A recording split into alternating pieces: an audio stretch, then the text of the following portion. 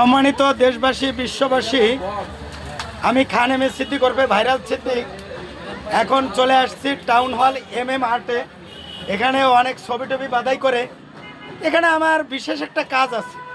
সেই কাজটা হলো এই যে একটা ছবি দেখুন, এনাকে সবাই কম বেশি ভালো করেই চিনেন। উনি হচ্ছেন আলহাজ তারেক রহমান, আমার শ্রদ্ধেয় দলীয় বড় ভাই।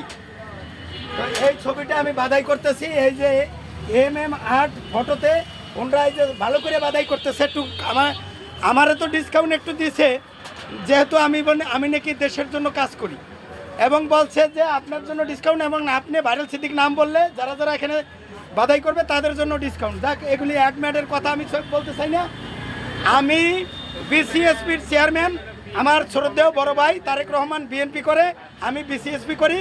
এই বড় ভাইয়ের ছবিটা আমার অফিসে কার্যালয়ে রাখার জন্য এই যে বাধাই করতেছি।